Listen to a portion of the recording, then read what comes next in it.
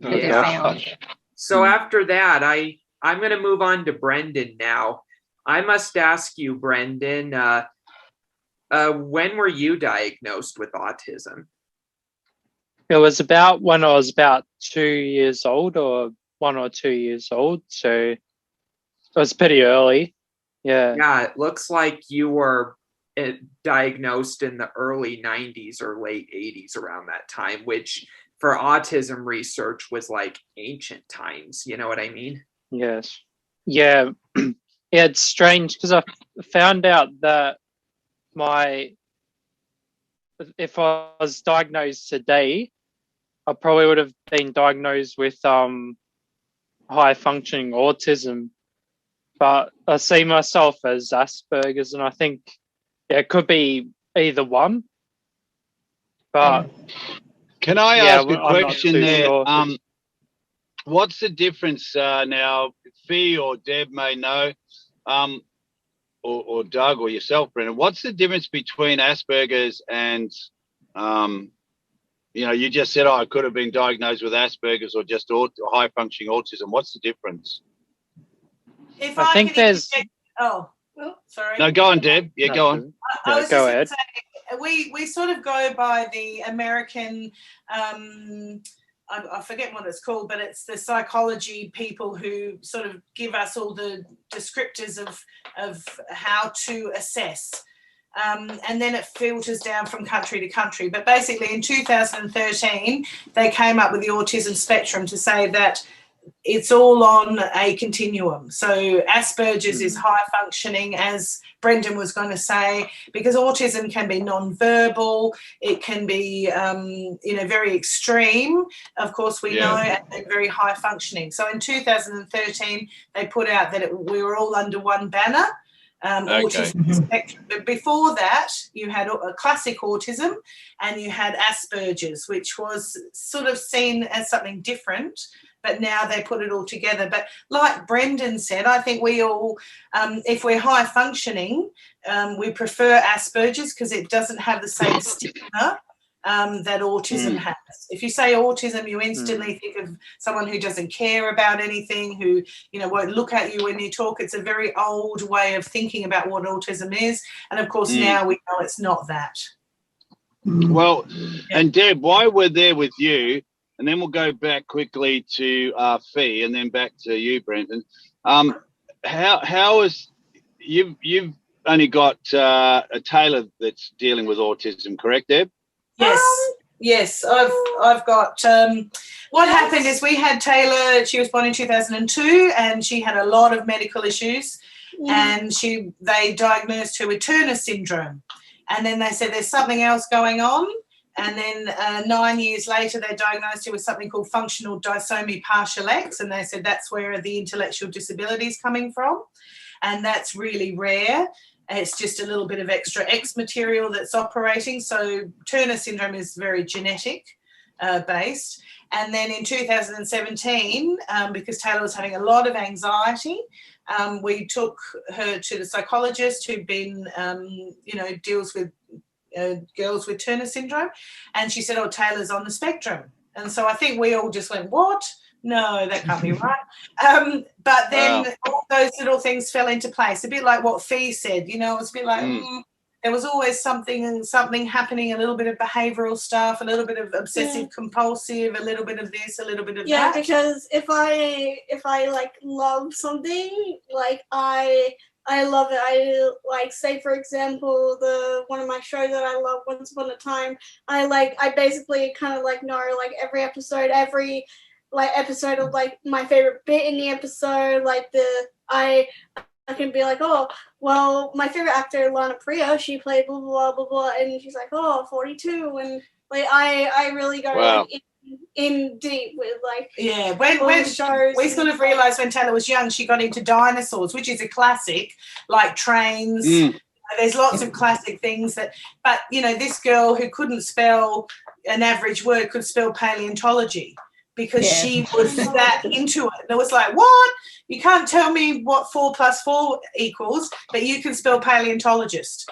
And she could tell every actor who they're married to, what their children's names are. It's like, what? How can you do that? And you can't, make a piece of toast. So it's a very interesting it's memory based learning your memory, your frontal lobe. It is incredible. It's like it's like the thing I kind of like know is I only I only do that with stuff that I like care about. Like if it's like a really good show, then I'll really like into it. But if it's like maths or something, I'll just like turn off and be like, huh? What?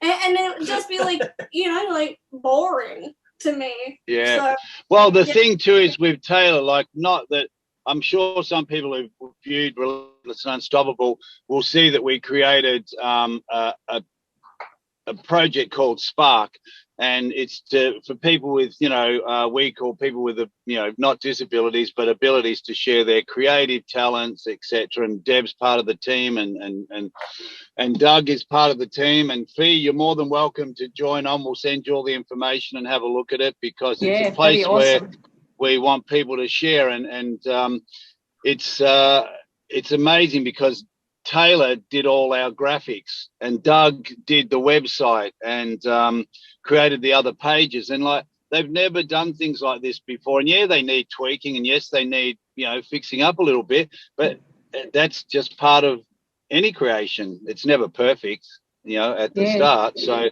and we are sort of very pushed for time, but I would like to ask, before I head back to Brenton, what are your boys, what are their their talents? Like, what are things that you see that like, oh wow, they really all have different things they love, their passion? Okay, so my son, the middle guy, River, he has not ever asked for a present or anything because he was non-verbal from Santa, but this last 2 years ago he kept on saying Vegas Pro, Sony Vegas Pro, and I was like, what is that? So I Googled it, and it's a video editing program. It's like super stupidly expensive because it's like, okay, you know it. Okay, so he's 7. Okay, so I was like, do I spend this money? But he's never asked for something. So Santa bought it for him, and he got onto YouTube, got onto the PC, and he taught himself how to edit videos like a professional. Wow. And that's you too, isn't it? Sorry to interrupt, but that's basically me. Like I'm like, if anyone said I'm like the most creative, like kind of like person in like my family, because like I basically do anything. Like I love singing, I love dancing, I love like drawing, even though I'm not good at it. I love it. I love writing. Hey, good on you. Like, and I was just going to say that's how she met Andy McPhee, was because Taylah actually did a project at school. She was coming home with colouring in at year 10, and I said this is ridiculous. And I love you need to do something. And I heard about Focus on Ability, which is an international film festival, and so I said I want them to do as a project. So her multimedia teacher got involved. She spent the 2 years, and she actually won. And part of her prize was getting a mentorship with Andy McPhee, but it was. And we've still done it. No, we've done a lot. We've done a lot besides. I know we've done everything but that. We've created a whole Spark experience. I know. Hey, listen, I got to move on, but that's so funny. But I think we've gained more out of what we've done than the mentorship, actually. That's awesome. But now, Fee, what about the other 2 boys? What are their talents? Okay, my older guy, Bodhi, he's like all into inventing stuff. Like he's got a really super creative mind. So math and science is his jam, and inventing stuff. So wow. I just launched some merchandise for my YouTube channel, and he's now making the T-shirts for him. Oh, that's awesome. And things like that. And then, but he also likes building Legos, but he wants to build a real version of them. So, and he wants to like save homeless people and kind of thing. Like he's got a really big heart. Great. so he wants to make inventions. So that's him. Oh, and that's my little fantastic. guy is just an animal lover, and he likes Nintendo. Like, he's obsessed with Nintendo. But Wow. he can, he's really creative as well. So it's really Love it. interesting. I want to see what my 5-year-old develops into. Yeah. But the other guys are definitely like science and math, and River is all about video editing. So it's Isn't really it cool. funny? Because like those kids will be definitely value on the Spark platform, and it's sort of funny when you're sharing. Then you said, the middle boy is very scientific, and we launched. I thought, what, you're going to say he's launched a rocket? Like I said, and then you go, and then the other one, well, he's an animal, and because my mind straight away goes to, he's an animal. He's the aggressive one in the family. That's rah. Oh no, he's an animal. That's so funny. Sorry. He is. He's 5 years old, and he's the most aggressive little kick in the shins kind of guy. I love it. He's got executive dysfunction as well as autism. Wow. So he's very quick for emotion, very sad when he's sad, and very angry when he's angry. So he'll make a great actor. He'll make a great actor. He is. Sorry to cut in, but we forgot to mention that Brendan is a team leader of Spark as well. Oh yeah, I'm getting to Brendan now. Hey Doug, can you do me a favor and quickly message Jerry and the other people who are on the next anti-bullying relentless call? Tell them we're going to be 5 minutes. Yeah, I did before. That's why you're a team leader, mate. That's why he's there. Yep, he was talking, yep. Hey, Brenton, now about you, mate. I've been working with you for quite a few years now, just same as Doug, mentoring and not really telling you what to do. We're just mentoring and talking about life and giving you suggestions. And you've really transformed from the time I first met you. You're so more outgoing. Your shyness doesn't even come through anymore. And you're also, you teach people guitar, and you're also working with horses. Can you give us a bit of a brief rundown? Because we will do this again. This is not the last interview we're going to do with you guys. So, Brendan, away you go, mate. Let us know a bit about you. Okay, so, I've grown up, liked, I had a passion for cars and, all that sort of stuff. And when, I got a lot of anxiety and all that growing up through my life. And then I found out about horse therapy. So I went to horse therapy and found out I really liked it. And I really wanted to help animals out as well. So, then I found out about the rescuing brumbies and all that was close to me. Then I went and did that, and I help out there twice a week, sometimes 3 or 4 times a week. So you're growing a bit of a mane yourself there, mate. A bit of a bush ranger now. So I think because you've been in the bush. Yeah, he's been in the bush so long. He's next thing. I haven't spoken to you for probably a couple of months, and you had short hair last time I spoke to you. Next time you'll have a beard, mate, and you'll have look like Ned Kelly. Watch out, I might do it. So yeah, I know, right? Yeah, he'll do it just to shock you. Yeah, I know, right? Your hair, Brendan, it withstands all weather. It could go well here. It could go. I could put some here. Share it. Yeah, I'll cut some of it off. Yeah.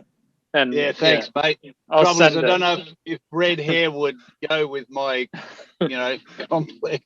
Hey, listen, guys, we got to go, but we're going to continue this because we've got an insight to everybody's journey, and I know there's way more to share on here, way more, which will be very inspiring for people, who've suddenly discovered that, like my other friend, I want to bring her on, who's just found out her son at 22 has been diagnosed. So it'll be great to have her involved, and she lives in Seattle. So, let's do that. And I really appreciate every single one of you making time to come on, and share your stories. And I really feel there's way, way more we've got to get out of this for sure. Yeah, that's awesome. Yeah, thank you for letting us share our stories with you. And thank you. now that the listening tool for you real quick. Oh, I was just going to say to Fee that the International Film Festival that Taylah was on. It's a short film festival. It's just about abilities, and maybe your son might be interested in it. Yeah. Focus on abilities. For sure. And it's Let me know the details. Yeah, it's on the Spark website. They're is it? Okay. one of our people. Yeah, we'll send all that to you, Fee, for sure. It finishes in July, so you've got enough time to still put something together. You could even do it about your 3 sons. You know, yeah, absolutely. Yeah, it would be well worth sharing the story anyway on that platform. And sharing like your son's creativity, and like that's why like I loved it, because like I got to like show what I was capable of. People loved it, so that's awesome. Yeah. Well, I'm excited to see what happens out of this. You know, it'd be terrific. Okay, Doug, take us out, mate, and we'll head to the next one. Yep. I want to thank everybody for appearing on the panel. Happy Autism Awareness Month. We all love you guys, and we'll see you next time on Being Relentless and Unstoppable. Yay!